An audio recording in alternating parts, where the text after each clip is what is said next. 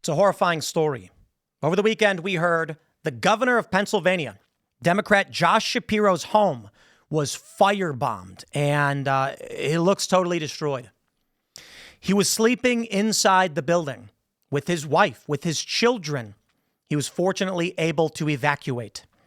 It's now being reported by Andy No in the Post Millennial that the man named in this case, Cody Balmer, has expressed support for leftist ideologies as well as declared himself a registered socialist. I can't say I'm surprised. Now, some have speculated the motive for this attempted assassination of the Pennsylvania governor was that the state auctioned off some of this man's property. It is early. We don't know for sure exactly why this is happening or why this happened just yet. But beyond this one moment with this individual, Cody Balmer, I can say this is the Luigi Mangione effect. We had another story emerge over the past several days in which a man murdered his family in an effort to steal the funds so he could pursue the assassination of Donald Trump.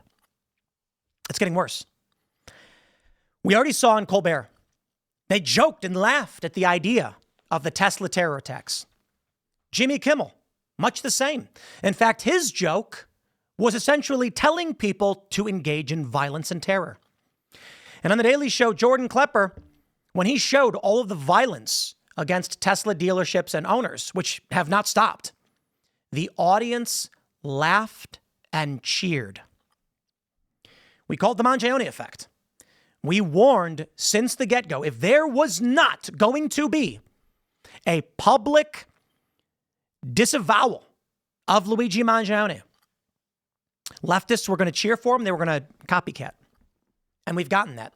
There was an insurance CEO in the Pacific Northwest who somebody fired into his home with a gun. We now have this, certainly inspired by the likes of Luigi Mangione. In a viral video, CNN interviewed Taylor Lorenz, where she defended Luigi Mangione as attractive and morally good, despite the fact he murdered a random guy in cold blood, a man who had a family. And I say random because I mean it. Now, of course, the left would argue, no, it wasn't random. It was targeted. It was targeted against the CEO of a healthcare company. The reason why I say it was a random attack is that we understand he was angry at insurance companies, but he did not know who that man was. He did not know what that man believed or fought for or made to happen. For all we know, that health insurance guy was a new hire who believed in reform. I doubt it. But that's the point. Mangione had no idea. He took it upon himself to throw a dart at a group of pictures on an org chart and then went and murdered a guy. And the left has cheered for him now for months. They have popping up. There are videos popping up every single day on TikTok, on Instagram, on X, where these people are saying they want more. So no one is surprised to find that regardless of the politics of this man, he attempted to murder the family, not just the governor, but his children as well. That's the degree of insanity we are getting to. Now, of course, I would be remiss if I didn't mention the escalating conflict in this country, civil strife, which I think about quite a bit, as most of you know. Every generation thinks that they've got some great conflict. But the funny thing is, when we look back at the previous generations, when we ask them today, we often hear it was bad in the 50s, it was bad in the 60s, it was bad in the 70s. It's never been this bad. I went to an antique shop. An older man was running the business, probably about 60. And he was talking about the current unrest and the violence. And this was a year ago. And he said, I've never seen it this bad. I've never seen it this bad. There's another story that's going viral where a military officer, I believe she's a colonel, is allegedly refusing to display the images of Pete Hegseth and Donald Trump and J.D. Vance, with many saying this is insubordination and she must be removed. Yes. Should that turn out to be true? Some have argued the only reason the portraits are flipped backwards is because they never received the new ones. Maybe. Okay. But I tell you, my fear with this is that if there are military officers who are in open defiance of the commander-in-chief, what do you think happens then in an emergency situation when Trump says, I order you to engage in this lawful action? Example, and the reason why I bring it up in this context.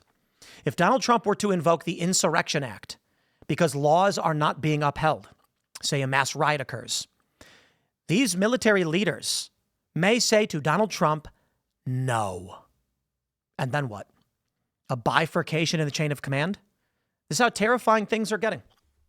But we're going to read this news. Shout out to Steven Crowder and the Mug Club, as always. Not only am I a big fan, Crowder is very funny and very entertaining with a great show, but I really do appreciate, Steven, that you would shout out my show and join us in this Rumble Morning Lineup Live to create what is a series of the biggest live streams in the country, thanks to you guys, the viewers who tune in to all of our shows. I'm, of course, your host for the noon hour, Tim Pool. This is the Tim Pool Daily News Show. You can follow me on X and Instagram. Before we get started, of course, head over to castbrew.com, help support the show. We got a bunch of delicious coffee. Appalachian Nights is our best seller, but quickly being replaced by Ian's Graphene Dream. Why? Low acidity. It was brilliant move by Ian. He told us that he wanted a coffee blend that didn't hurt his stomach so much and was lower acidity. And so we put together a blend that combined some of the lower acidity coffees with the appropriate and delicious flavor profile. And it's been selling like hotcakes.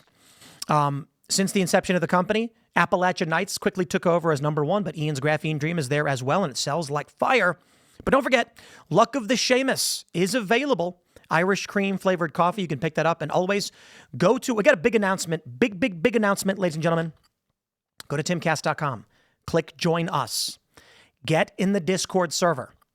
We have put up the link to the members only live culture war debate. Fridays, we're going to start the show at noon moving forward so we can synchronize better with the Rumble morning lineup. Right now, the Culture War live show is the 10th biggest live stream in the country on Fridays. And you, as members, will join us at this debate table. Not this one specifically, but our debate stage. The pilot for this will be May 3rd. The link is currently in our Discord. Tickets are free for Discord members, and we lowered the call-in threshold to 3 months. When you sign up to join the Discord, you get access to everything, but you can't call in unless you pay $25 a month or are a member for at least 3 months. We do this to screen out unscrupulous actors who are trying to destroy our community. I am very, very excited about the Culture War debate show. We're hopefully going to have it live on stage once a week, depending how the pilot goes. Tickets are still available. That means if you sign up right now, when we announce the debate issue, which will be in probably a week, you can then submit a short 2 or 3 sentences of your view on the debate topic at hand. And then we're going to select maybe 6 to 8 individuals to periodically come up on stage and debate. Think Kill Tony meets Jubilee. Alex Stein's going to be there, so I look forward to you getting insulted by him. You will be in the audience booing and cheering based on what people say. I think it's going to be tremendous. And then hopefully moving forward, we can expand to bigger venues, maybe get 100, 200 seats and do it every single week. So join timcast.com Discord. Don't forget to smash that like button and share this show. Let's get into this news here, my friends. We have this from the Post-Millennial. Registered socialist, BLM supporter Cody Balmer charged with arson of PA governor's mansion. Now, I do believe we have the tweet from Andy. Now, we have photos. Let me see if there we go. Here are the photos. Philip Lewis tweeted, these are images of what is left of the governor's mansion. Now, mind you, this is not just the home of the Pennsylvania governor. This is, of Josh Shapiro, but it is all governors, meaning other people have lived here and will live here. And he was here with his family. This is absolutely psychotic. These people have lost their minds. Suspected arsonist Cody Balmer, accused of firebombing Governor Shapiro's home, shared disturbing photos online. We'll get to that. But first, I want to jump to, is this guy a leftist and a socialist? It appears so. Now, when the story first broke, I did a bit of digging myself, and I found him largely to be, he's not overtly political. He seems to be more default political. We call that default liberal. He shares leftist images and talking points. He flows in lockstep. The motivation for this doesn't appear to be leftist revolution. Many are speculating that he had his property, I believe it was foreclosed on by the state or taken by the state and then auctioned off. So this was revenge. Apparently, when captured and asked what he would have done if he got into the mansion, he said he would have beaten the governor to death with a hammer. These people are insane.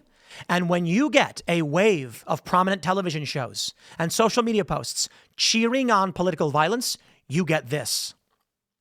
Post Millennial reports, the man whom authorities have said set fire to Pennsylvania Governor Josh Shapiro's home while he and his family were sleeping at 2 a.m. has said he is a registered socialist and has shared support from the Black Lives Matter movement.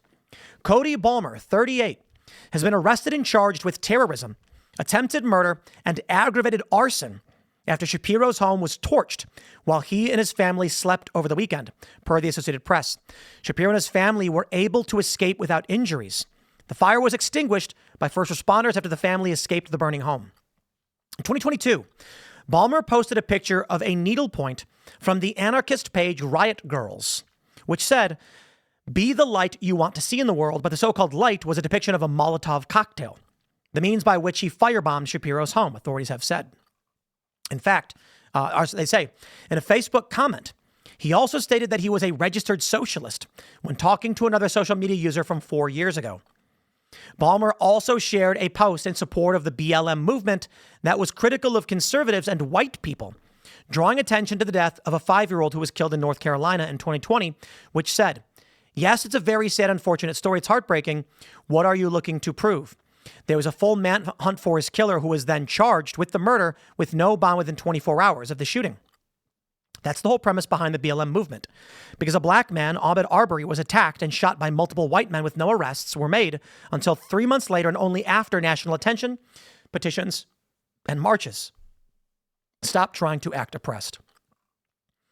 So there's a series of his posts, and that's one of the posts he made. Let me tell you about the Ahmaud Arbery incident, because I know not everybody does know, but you all should know. Ahmaud Arbery was a burglary suspect with video evidence of him burglarizing a home. The police went door to door saying, "This is the suspect. He does not live here. He frequently shows up, and he's been witnessed burglarizing homes." One day, someone witnessed him in that town where he does not live. And Travis and Gregory McMichael called the police and jumped in their vehicle, grabbed a shotgun, and went to pursue. The police told them not to do it. However, the police had recently said to them at their door, "This is the guy." They should not have pursued, in my opinion, but that's besides the point. They flanked him and cut him off. Behind Ahmaud Arbery was a man named William Bryan, who saw the McMichaels chase after him and decided he would film the incident. That's it. He wasn't party to any plans. He was simply driving his car and filmed. He filmed Ahmaud Arbery as Ahmaud Arbery was running at a slow pace at a jog, though he wasn't jogging. Ahmaud Arbery flanked around the McMichaels' vehicle as he ran towards them and then initiated an attack on Travis McMichael, fighting over his shotgun. In the scuffle, Travis shot Ahmaud Arbery, I believe, twice in the chest, killing him. The only issue at play was whether or not the McMichaels had the right to issue a citizen's arrest. Considering the crime that Ahmaud Arbery was suspected of was a felony, the law states that they did. But instead of the judge instructing the jury, he simply said, "You decide if they had that right." Because of the way the law had been written, it could be interpreted as the jury decided. And they said, "You had no right to initiate a citizen's arrest. Therefore, you are responsible for this death." William Bryan did nothing. He just filmed it. They gave him life in prison. Yeah. Absolutely insane. Now, this guy who doesn't know that has taken on that worldview, and you can see what happens when crazy people who are misinformed and don't know what's going on, when they feel wronged, they try to murder children. The Post-Millennial continues. Although Balmer posted in support of BLM, mocked Christians, and identified as a socialist, he was critical of Democrats as well as Republicans. In 2019, he shared a post that said, "Stop being Democratic or Republican." In a photo posted to his profile, it said, "Joe Biden owes me $2,000. He also appeared to be a fan of Andrew Yang, who ran as a Democrat in the 2020 presidential election, but has tried to gather support for his centrist Forward Party. During an interview with police after his arrest, Ballmer insinuated that he had a plan to beat Shapiro with a hammer if he saw him in the home, court documents that were released Monday said. Ballmer admitted to harboring hatred towards Governor Shapiro, the documents read, but he reportedly did not say why. A motive was not determined as of Monday morning, per the AP. Quote, Ballmer admitted to harboring hatred for Governor Shapiro. He was asked specifically what he would have done if Governor Shapiro was found in the home, and he said he would have beaten him with his hammer. A house that was previously owned by Ballmer was foreclosed on and then sold for $60,000 last September, according to Philly Burbs. Many people believe this was the reason for why Cody Ballmer decided to get violent. Now, we do have some images here from Andy No. It says local authorities have not released photos of Ballmer, but I have found and verified images and posts belonging to him. And I do believe we have a statement from Governor Shapiro on the matter. He says, last night at about 2 a.m., my family and I woke up to bangs on the door from the Pennsylvania State Police after an arsonist set fire to the governor's residence in Harrisburg. The Harrisburg Bureau of Fire was on the scene, and while they worked to put out the fire, we were evacuated from the residence safely by Pennsylvania State Police and assisted by Capitol Police. Thank God no one was injured. Every day we stand with law enforcement and first responders who run towards danger to protect our communities. Last night they did so with our families, and Lori and I are eternally grateful for them in keeping us safe. PA State Police is on the scene leading the investigation and will keep the public updated. We have this video of his statement. Lori and I are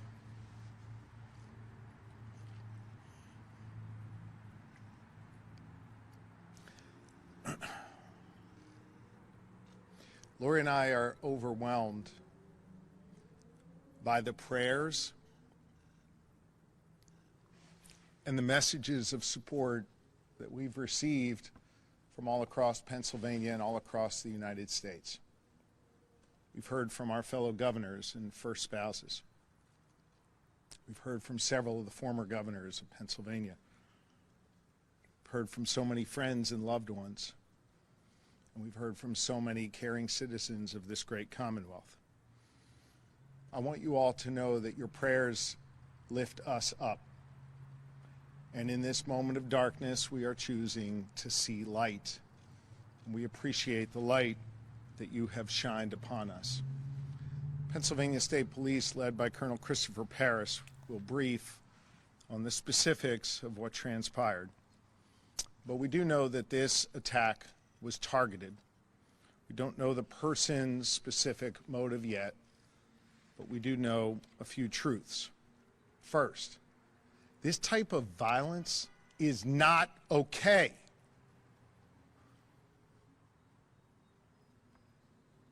I have a quick question as we pause this. Has Josh Shapiro, it's an honest question, I'm not suggesting he didn't.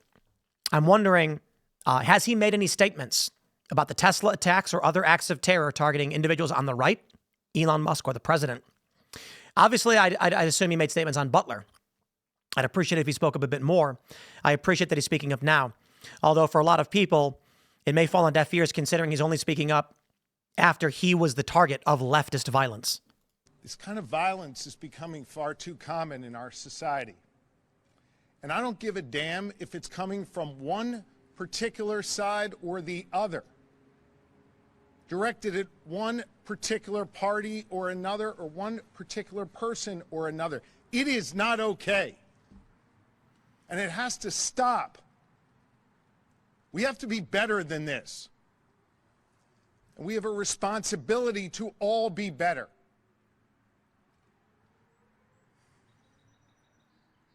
Second, if this individual was trying to deter me from doing my job as your governor, rest assured I will find a way to work even harder than I was just yesterday for the good people of Pennsylvania. Here's a third truth. If he was trying to terrorize our family, our friends, the Jewish community who joined us for a Passover Seder in that room last night, hear me on this. We celebrated our faith last night proudly, and in a few hours we will celebrate our second Seder of Passover again proudly. No one will deter me or my family or any Pennsylvanian from celebrating their faith openly and proudly. I wonder, as he states these things, I'm looking up whether or not he's condemned violence. And the first thing I see is, indeed he has, after January 6th. However, following the 2020 protests and riots, Pennsylvania Governor Josh Shapiro, serving as AG, not governor, condemned the violence and emphasized the importance of peaceful protest. He collaborated with then Governor Tom Wolf to introduce steps towards police reform in response to the civil unrest. Their initiatives included establishing a confidential statewide database of police records for hiring purposes, revising use of force training standards, and creating an inspector general position to investigate misconduct within law enforcement agencies. That is, with all due respect to the governor, having experienced this, when they rioted in 2020, yeah, he had a problem with the violence, but he actually just gave in to what their demands were and worked with the governor to give the terrorists what they wanted. So I will say this, with all due respect, because I do appreciate him calling out the violence. Mr. Governor, had you in the past been strongly against leftist violence and refused to give in, if you stood with the police and not against them after the 2020 riots, perhaps this would not have happened. If following the Luigi Mangione assassination, Democrats lined up to condemn this wholeheartedly, perhaps this would not have happened. But this man is likely under the impression that he will be championed by the left. They're going to argue that I don't believe that the left is going to come out and defend this guy. I really don't. I believe I have another tweet pulled up. This was my response to photos. Let me ask you guys this. What do you think the initial reaction was to the attack on the governor? And what do you think was the motivation ascribed to the attack on Governor Shapiro's home? The first thing I said when I saw the news, I looked at my wife and said, they are going to claim it's an anti-Semitic attack because it was Passover. That'll be the first reaction. That is not to say that maybe it wasn't at play or whatever, but I really doubt it. It looks like the motivation had nothing to do with that. But it's a leftist. Leftists don't like Israel. I don't think that was the reason, though. I think it was likely over a personal slighting, but we don't know for sure. However, in response to my tweet, you do have many individuals saying, if I can, there were a couple, where were those posts? I thought I had them pulled up. There were a few people pointing out that this was, here we go, Mark Gruber on X, writer for the LA Weekly, says, this is where free speech on the subject of Jews and Israel historically leads. Jamie Mitchell says, Candace Owens currently looking for a way to blame the Jews for this. Bad Kitty says the pro-Palestine anarchist was serious. These are not all identical opinions. These are different opinions on different issues. My point was, it is going to be argued that those that are critical of Israel, or largely those that are critical of Jews, will be made to blame for this or will be brought up in this context when it has nothing to do with what happened. But I believe that was going to be the first reaction. Although now it appears the guy was a leftist, and maybe y'all should stop celebrating for and cheering on violence and terror. From CNN.com. A 17-year-old in Wisconsin allegedly killed his parents as part of a plot to assassinate Trump, FBI says. You're going to have to walk me through this one, FBI, of how you get from a guy killing his parents because he wants to kill Trump. I'm not sure I follow. Apparently, the dude wanted money. They say a Wisconsin teenager allegedly killed his parents as part of a plot to assassinate Trump, federal authorities said in new unsealed court documents. Nikita Kasip, 17, called for the assassination of the president and overthrow of the U.S. government in written documents and text messages found by investigators. He faces 9 felony charges, including 2 counts of first-degree murder and 2 counts of hiding a corpse, according to online court records. They say the alleged killing of his parents appeared to be in an effort to attain the financial means and autonomy to carry out his plan. Now, my understanding is this guy's not a leftist. I don't know for sure what his political leanings were. Many are arguing that he was part of a neo-Nazi, racially motivated extremist group, perhaps. And he had posted things to that effect, perhaps indeed. Much to the same degree, I would believe that the first guy is a socialist. I would agree that this guy was far-right, neo-Nazi, or whatever. Although I don't like using the term far-right because it doesn't really make sense. Far-left? It does. I don't know the liberals and the Democrats are going to complain about it, but it really does. Look, when you meet someone who's far left, they're going to be economically and culturally left. But when they say right wing, they're referring to run-of-the-mill conservatives. They're referring to laissez-faire capitalists. They're referring to racial ethno-nationalists. Like, these things are different ideologies. On the left, they largely agree with each other. So, you get my point. All in all, this is what you get when you allow these things to happen. Now, I'm not going to play this video because this guy is calling, again, for the assassination of the sitting president. Paul A. Japula says, hey, FBI, this guy is calling for someone to pull a Luigi on President Trump. This guy doesn't actually say Trump's name, but instead, you know what I'm talking about. Then people respond in his comments saying they know. Arrest this guy. He's inciting violence against POTUS. Yeah, they all are. They're all doing it. It is insanity. It is the Luigi Mangione effect. Look at this from The Independent. Taylor Lorenz slammed for CNN interview about, quote, handsome, end quote, Luigi Mangione. She joked the killer is morally good. Morally good, she says. Here's the clip in question, where CNN is platforming a woman celebrating a cold-blooded murderer. My friends, you may say, who cares about Taylor Lorenz? Why don't you open up Netflix? Go to the #1 show in the country. Bad Influencer. The moment you do, the trailer pops up and there is Taylor Lorenz. She is being propped up on these networks. They love that she generates controversy. They're not going to let that go. And I don't mind it if that's what you're going to do, lady. But the celebration and advocacy for overt terror is going to drive this country down a dark path that I will tell you most people do not want. There may be some bloodthirsty individuals on the right who say, bring it on, we're ready for the end. There may be some staunch ideologues who don't want conflict but want the Trump revolution, but it's few and far between. Most of the combat guys that I know, they tell you outright, you don't want this. You have no idea what bad looks like. These are guys who've actually been overseas. Some of the interviews we've done. On the left, they largely cheer for this. The moment they saw what it's actually like, they lose their minds. When the Chaz Chop happened, these leftists were like, but now I can't go to my cafe, and what am I supposed to do? And the people who ran the cafes were like, we can't get food in anymore. They blocked it off. Yeah. Here's the clip in question.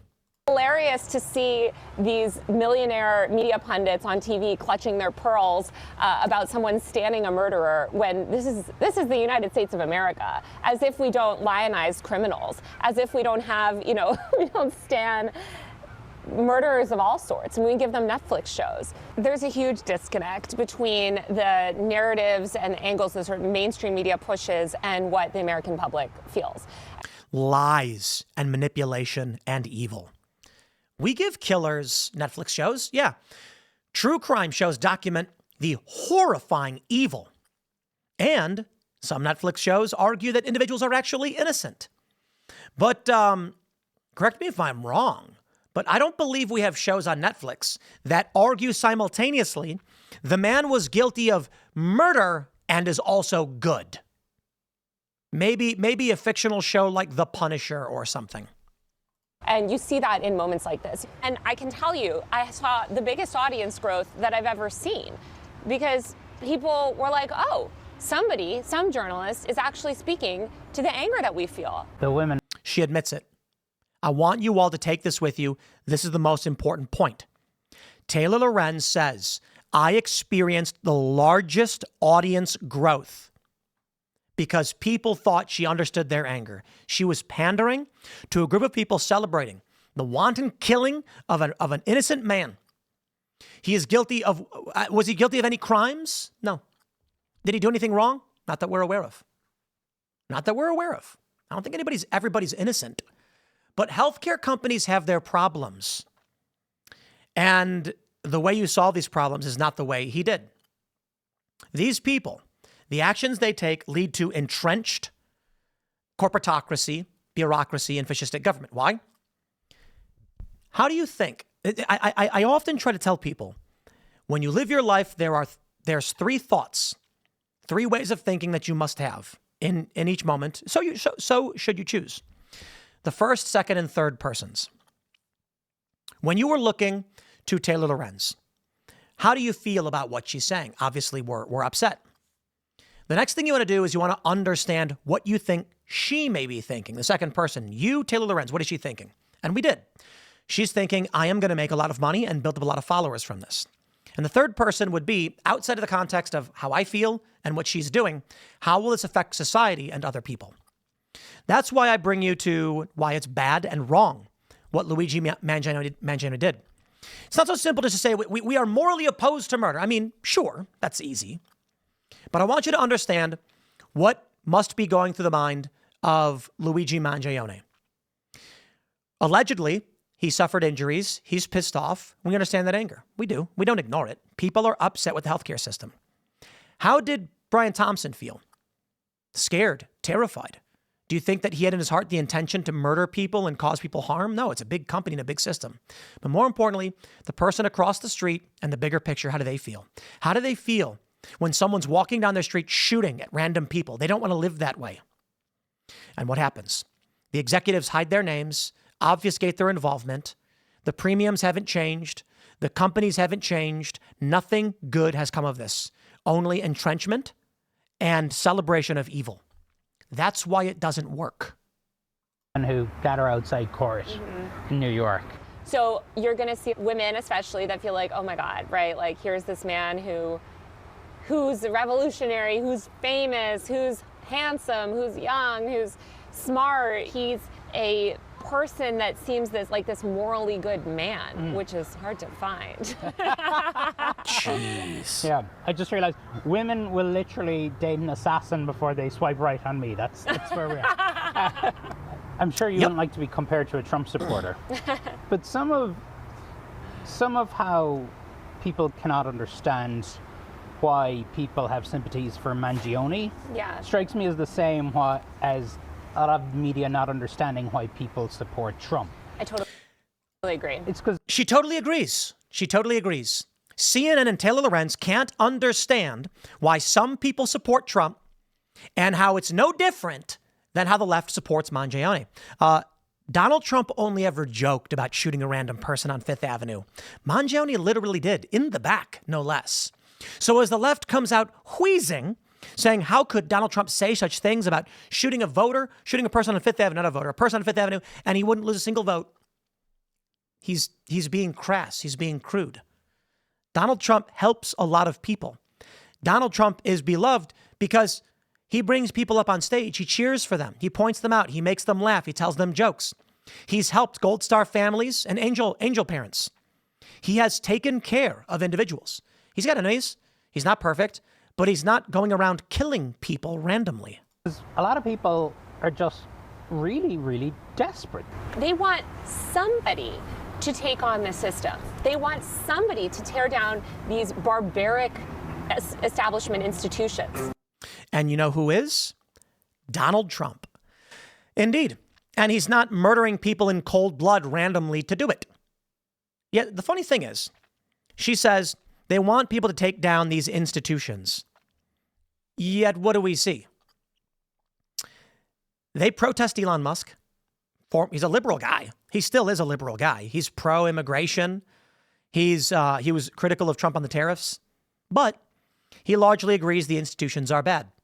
The left would support bureaucracy and unelected government while killing people who, through a combination of government as well as corporate merit, have attained large amounts of power. Over at publicdiscourse.com, they say Luigi Mangione's apologists are undermining the pursuit of social justice. Yep, I agree with that. Before we read this, my friends, make sure you smash the like button as we reach the halfway point in the show. Smash the like button, share the show right now. The Rumble morning lineup has consistently dominated the top national live streaming charts, and it's all thanks to you guys that are tuning in and watching, so I really do appreciate it. You can follow me on X and Instagram at Timcast and Rumble 30. Actually, no, I'm sorry, it's Rumble 10 now. We did end the Rumble 30 promo code, but if you go to castbrew.com, Rumble 10 will give you 10% off. Because we were losing money doing that big of a discount. But if you got your subscriptions in the meantime, it should persist. And if not, just reach out. Public Discourse pointed out, this is by Xavier Simons. I'm an ethics professor, and my moral philosophy classes, I often appeal to the universal belief in the immorality of murder to show why moral relativism, the view that morality is contextual and subjective, is mistaken. My expectation until now has been that students will agree with me. After witnessing the public response to the murder of Brian Thompson, allegedly by Luigi Mangione, I am no longer that confident. It has been shocking to see the gleeful response by influencers on social media. It was even more shocking to hear politicians like Senator Elizabeth Warren say, quote, "This is a warning that if you push people hard enough, they start to take matters into their own hands." But especially concerning is a recent survey from Emerson College Polling of 1,000 registered voters and what it tells us about young people's attitudes to the killing.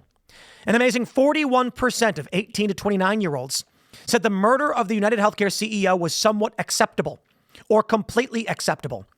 That's more than the combined number of those young people who said that the murder was either completely unacceptable or somewhat. In the survey, older people were significantly less likely to condone the killing, with only 10% saying the killing was somewhat or completely acceptable. And a supermajority of 68% of respondents rejected the actions. But sympathy for the killer was higher among younger respondents and Democrats, reflecting influencers and politicians who have found excuses for Mangione's actions. Do you want to know why someone firebombed Governor Shapiro's home? It's because Elizabeth Warren and other Democrats cheered this on. It's because people on CNN go on and cheer this on. Here's a question for all of you that you can comment. Some would argue that CNN shouldn't platform Taylor Lorenz because it's giving voice to murderous, terroristic psychopaths. It is encouraging. Others would argue, no, have her expose herself. And I am between a rock and a hard place. I am torn, my friends. I am torn. Orrin McIntyre tweeted out, "Those who want to win will always defeat those who want to be left alone." So I ask you this. Should CNN or anybody platform the likes of Taylor Lorenz when you know she is going to defend Luigi Mangione? Let me say it like this. CNN does it because they give her space to just say what she wants, and they say, you decide. But I believe it is appropriate for an adversarial approach. If I were to host someone like her, probably not, but it would be in defiance to challenge those ideas and to mock and ridicule them in the public. That is what we're supposed to be talking about. CNN is doing the inverse. CNN is going, oh, wow, okay, sure. But there's a moral line there, regardless. Joe Rogan's been criticized for having people on his show who are critical of Israel. He's allowed to. Douglas Murray argues, but why are you not pushing back? Why? He doesn't have to push back. The line on criticism of public discourse and politics is not the same as Taylor Lorenz calling an accused, alleged murderer handsome and morally good. One is a direct action for which we are still pending trial, where a man was murdered in violation of our laws. And you can say that's not a good thing. People shouldn't do that. It's another to say, oh, you have a political opinion on foreign policy. This is the distinction that makes it not so easy to understand. That is to say, there is no just platforming or not platforming. Everything has a degree of nuance we have to understand. I believe it is good to platform the likes of Taylor Lorenz if you're calling her out for being an evil scumbag, if you are saying your ideas are bad and you should feel bad, and if you want to call someone's political opinions on Israel or Palestine good or bad, that's totally different. Indeed it is. It's war. It's war and conflict on a bigger picture for which we don't have easy answers. One thing is easy. Don't go and shoot people in the back. That's easy. But I'll say it again, my friends. I am not the arbiter of morality, nor do I actually know how or when to apply. We only do what we think is good in those moments. Sometimes we may say, I am not going to have that guy on my show. CNN should not be propping up that conversation. What do you do? What do you do? It's not so easy, is it? The reality is we all have a moral worldview, an Overton window, as it were. But the scary thing to me is that the Overton window has been shattered. I said a couple weeks ago that there were two Overton windows, the rights and the lefts. But even now, there isn't. Consumption of media has decentralized to such an extreme degree that some people are consuming only certain conservative content or certain liberal content or middle-of-the-road content. Some people are watching a channel with only 10,000 subs. That's where they get all of their news from. You're allowed to. But these individuals, their worldview is small. If everybody's getting their worldview from small groups of individuals, there is no unified worldview. There's no acceptable Overton window. That is, if my subscribers would follow me to the ends of the earth, then I can say whatever I want, right? But Crowder's audience may say, Tim, you are wrong and you are crazy, and refuse. And these are two small Overton windows. Now, there is generally a larger picture. But what I mean to say is, if you go back 30 years, there's a meme where a guy's got a fake Hitler mustache drawn and he's put his hair to the side and he said, I got punched for no reason. We get it. He dressed up like Hitler. The joke being that that action is outside the Overton window for everybody, but the Overton window was a reference to what was within the confines of social acceptance. You could do a thing, and the worst case scenario is where you got scoffed at. And if you were outside of that window, you'd get punched or yelled at or ostracized. I could right now mention that I love me a delicious ribeye steak, which I just had from Regions 117. Shout out. It was delicious. Excellent restaurant, by the way. And some vegan's going to get angry and say meat is murder. So am I outside the Overton window? Well, it used to be no. Vegans are a small group. But now that everyone's decentralized, you may find yourself as such. Thus, we are seeing an alarming number of people adopt insane views. The Professor Simons goes on to say, do all of these apologists for Thompson's murder understand what they're endorsing? Their words betray the ascendancy of the view that the morality of actions depends on political circumstances rather than the intrinsic gravity of the action itself. This toxic philosophy has been tied to an uptick of political violence that has become normalized in the United States in recent years. Examples of this include violence during the BLM protests, January 6th riot on Capitol Hill, and more recently, 2 assassination attempts on Donald Trump during his presidential election campaign. The Mangione halo effect, in other words, is not just a product of his Ivy League education, his youthful good looks, or his own health struggles. It's a reflection of a process that has been in play for several decades now, whereby a public commitment to the sanctity of life, which holds that human beings have intrinsic value and that it is always wrong to take an innocent human life, has been replaced by the politics of grievance and resentment that permits and even praises political violence as a last resort against excesses of corporate or government power. The political priorities of many, in other words, have shifted from the dignity of victims of violence to the dignity of disenfranchised members of society who are driven to violence as a last resort. It's not a last resort. It's impatience. The systems have changed throughout history, and they will continue to change. Emergent phenomenon and evolutionary economics, or economic evolution. Luigi Mangione was enticed and encouraged in all of these endeavors through the expansion of leftist political violent ideologies in the corporate press. Following his actions, it is exacerbated, and they cheer on more, to where we end up with Governor Shapiro having his home firebombed. And everyone will interpret it the way they want to. Like I mentioned, some people are saying that it was because he was having Passover dinner and he's Jewish, that a leftist attacked him. I don't think that's the reason. But the left is going to, these groups are going to justify their reasons, and everyone will have one. The problem with that worldview, everyone will have one. There are people who want me dead. They want me to die. Why? They say that I took money from Russia. Never did. I'll say this, given the opportunity. Not only was the indictment from the DOJ never proven, the alleged were never even shown in public. We don't know who they are, where they came from. No one's ever heard their names before. The alleged messages from the indictment, no evidence has ever been produced, and we have no statements from tenant media. That being said, Tim Pool only ever took money for licensing agreements, as I've done from Discovery and other companies. But for this, there are people who have threatened to murder me. So we have armed guards now. We have armed guards. We have fears about, should I go out to eat? And who am I? Who am I? I get it. To be fair, this stream is one of the largest live streams in the country. I'm certainly, I think Timcast IRL probably is 20% the size of Joe Rogan. I'm not saying it to brag. I'm saying we're small. There are thousands of podcasts bigger than Timcast IRL and this morning show. We do generally have some of the largest live numbers at the moment, but that's because we are a live-focused show and not a video-on-demand show like others. So our audience is big for its live cohort, but not for its overall viewership. But I get it. I have influence. And for this, there are people who view me as the paramount evil. I tell you this, and people would be shocked. Don't ask me. I don't get it. Why people email me acting like I'm worse than Trump, like I'm more powerful. We hear things like, Trump's just a symptom, but you are the one spreading the message. And this is what we have to deal with. In the inverse, we have people who love me but are psychotic.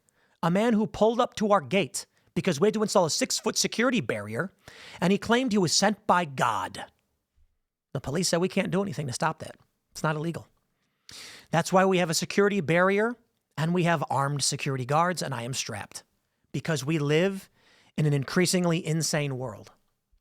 Look at all the swattings of conservative personalities. For what? For having an opinion? Let me ask you this. For what has Cat Turd ever said? Okay, for those that don't know who Cat Turd is, that's actually his username. Prominent personality on and prominent Trump supporter. Now, I've got my disagreements with the guy, but I think he's all right. What has he ever done to warrant death? Nothing. Neither did the healthcare CEO of United, the CEO, Brian Thompson. What does he do as CEO? He goes over filings, taxes. He confers with other heads of branches. The system has problems. But what we see from Mangione, impatience. There is a way that we can live together in stability and work to change things we find to be wrong. But running out full speed and murdering people, firebombing a governor's mansion, makes everything worse. You know, for all the problems we have in this country, we have fat homeless people. Don't get me wrong. Things can be tough for a lot of people in this country, Gen Z notably. We have problems. We fight through them and we solve them. Politically fight. If people like Mangione, allegedly, have their way, he's accused of shooting. We don't know if it was actually him, but believed to be. We'd have instability. There would be no health care. Imagine if nobody wanted to be a healthcare executive because of Mangione. The left would cheer. Then no one would run these companies and there'd be no healthcare. You think the government would then intervene with single payer? No, they wouldn't. Because there would be an individual in government who says, when this goes bad because government can't solve this, they'll kill me next. If people truly believed they would die doing this job, we'd have no healthcare at all. Maybe the laissez-faire capitalists would love it. You'd get nothing but private healthcare, I guess. And this is the reality that leftists do not comprehend. All that Mangione accomplished was emotional gratification for an ignorant, animalistic cohort. But they're cheering it on and making it worse. So where we end up now, I don't know. From CBS Austin, new survey reveals disturbing trend in support of political violence. My friends, there are two things that would get me to quit this job. The first, and the most likely, would be if Donald Trump personally pulled up to my house, called me on the phone and said, Dim, I want you to work with Dan Bongino to go after corrupt law enforcement that were trying to put me and my lawyers in prison and were facilitating crimes and illegal immigration. I would say, Mr. President, sign me up. If there's one job I'd throw away, like Dan Bongino, I'm a huge fan. It is so honorable what he did in stepping down from the biggest live show in the country. Isn't that crazy? The biggest live audience. And he did it to be a public servant. He's out of the limelight now. He's doing the job. He gave up millions. I know he's rich. Everybody says, yeah, Tim, he's already rich. I get it. But come on. The fame, the glory, the celebrity, the love. And he said, I'm going to be a public servant. I look up to that man. There's very few people that I respect that I would seek to be, to emulate. People often ask me, when you were growing up, who did you look up to? I don't look up to anybody. But I tell you right now, when I watch the success that he's had and the work that he's done, I look up to Dan Bongino tremendously. That guy is a scholar and a gentleman, and I can't say enough good things about him. If I was asked, and I say this somewhat half-jokingly, there are CBP agents who facilitated sex trafficking. There are pilots that trafficked illegal immigrants on their planes. If I was told we're going to investigate all of the people who facilitated crimes under the guise of Biden let me do it, sign me up. These bus drivers that James O'Keefe exposed that knew they were illegally trafficking human beings, illegally trafficking people in Arizona, sign me up. Even if it's only one bad guy a month, I dream of you know what, I'll tell you this. There are very few things in this world that can make me cry, but I always well up over the story of Hachiko the dog or the story of Gellert's grave. Y'all know the story of Gellert's grave, right? And I hope you do. I'm going to tell you. Quickly, short version. Prince Waylon of Wales went about his daily deeds in I think it was 11th century or something. He left his newborn son in his crib with his faithful hound Gellert. Upon returning for the day, he found his door busted open, his home strewn about, garbage everywhere. He sees blood on the ground and his son's crib is flipped over. Gellert approaches him with blood dripping from his mouth. Angry that his faithful hound had killed his only son, he draws his sword and thrusts it into the side of Gellert, killing him. As the dog gave out his dying whelp, it awakens his child, who was not dead. Waylon rushes over and flips over the crib to find his child alive, and next to him the wolf Gellert had slain to protect his son. That one always gets me. To me, loyalty and honor are everything. Our sacred duty and the oaths we swear. So to the oath breaker, that's why I respect Dan Bongino for the actions that he took, because he is upholding his oath. To those who break their oath, these law enforcement officers or others, these villains, jail, prison, and the lowest level of hell. Okay, that being said, I'm being a bit dramatic. The other thing that it's actually gotten my family and me to consider how long this job can be done is the threats of violence and what we are seeing. As the left escalates their threats of violence, we've withstood quite a bit. Death threats against me that were considered credible, bomb threats that were considered credible, multiple dispatching of the bomb squad to my own studio, evacuations, 15 plus swattings, and routine people showing up. One of my employees was physically attacked by a man in a dress at our old studio. We've left. But people still go there. Every day they pull up. I don't know if they're fans or otherwise. One man actually broke into our house. Insane. A man showed up in a dress, and there's nobody there but like a groundskeeper. And when the groundskeeper tried saying, get off our property, he was physically attacked. And so my family is concerned.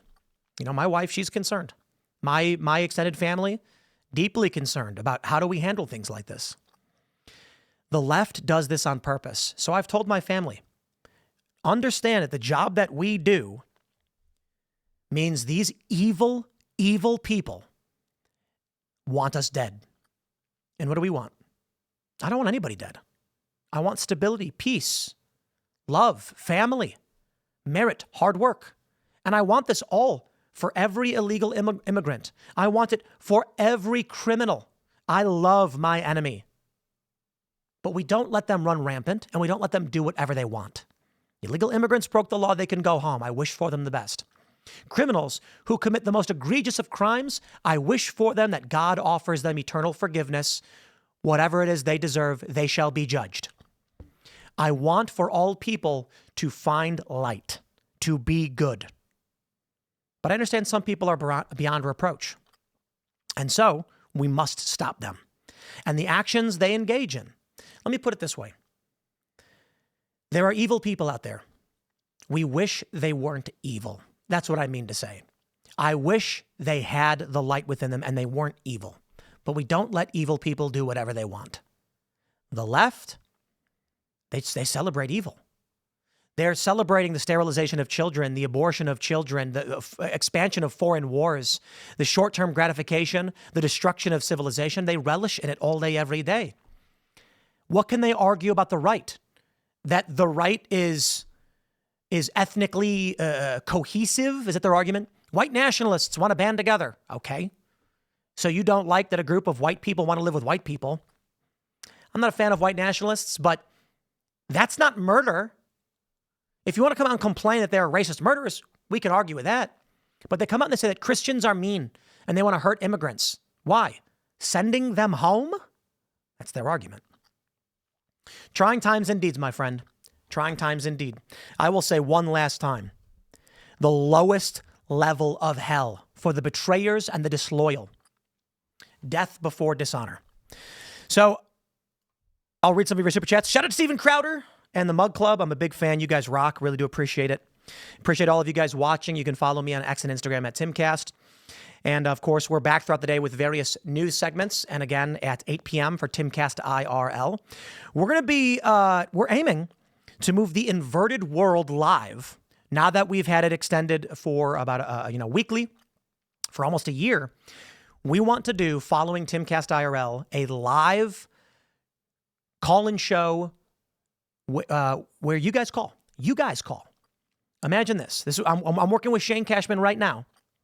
And the idea would be that every night, starting at 10 p.m., you guys can sign up, call into the show, and talk about your unexplained phenomenons, mysteries, your thoughts and opinions on the pyramids. And, I really would love to hear a lot of the stories of the unexplained from you guys. So we want to do a general talk call-in show about the weird, the wild, the unexplained, the mysteries. And we may launch that at 10. We're working on it right now. We'll have more updates on that in the future. We'll grab a couple of your chats. D-Day Man says, how do you think the recent advancements in AI and automation will impact the political landscape, particularly in terms of job displacement and the potential for universal basic income policies? It's going to happen. But universal basic income won't be the way people think of it as. Look at what we're doing right now. Imagine if you went back in time and said, go 100 years in the past, go 300 years in the past, and say, there's a guy, all he does all day is stand in the middle of town complaining, and he's wealthier than everyone in town. They're going to be like, what? They're paying him money? They love to hear him complain. People gather around all day, every day. They wouldn't believe it.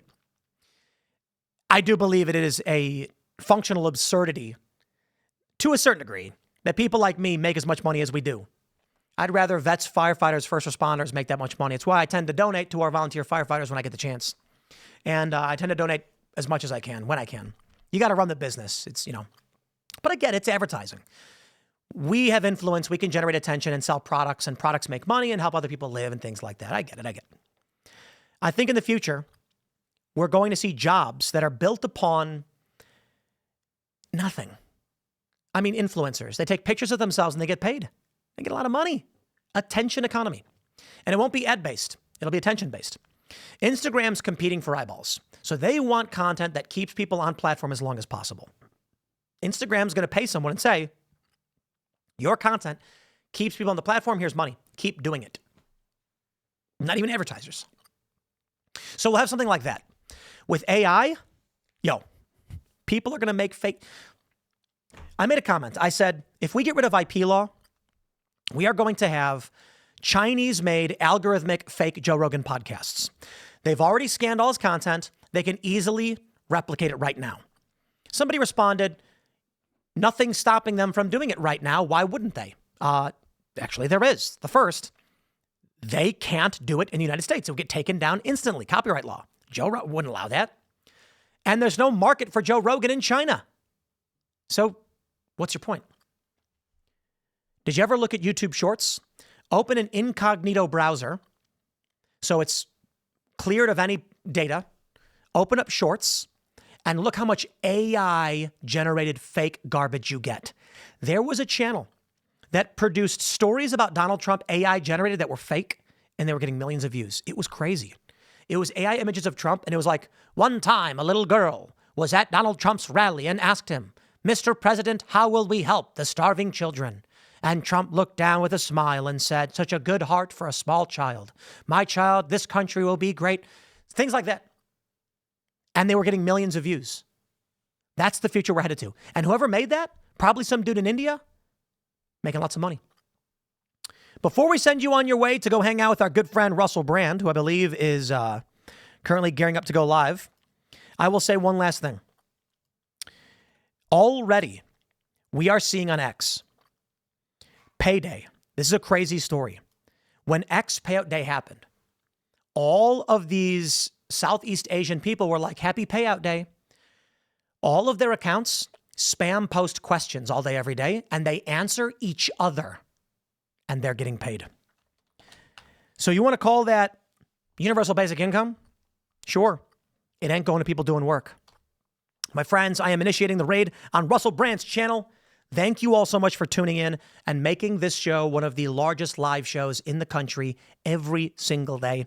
This Friday, the culture war will be amazing or irritating. It'll be at noon, and we're going to be discussing a variety of Black Lives Matter cases, self-defense, as well as the latest story with Austin Metcalf and Carmelo Anthony. I know that many people are upset over my opinions on this, so don't take it from me.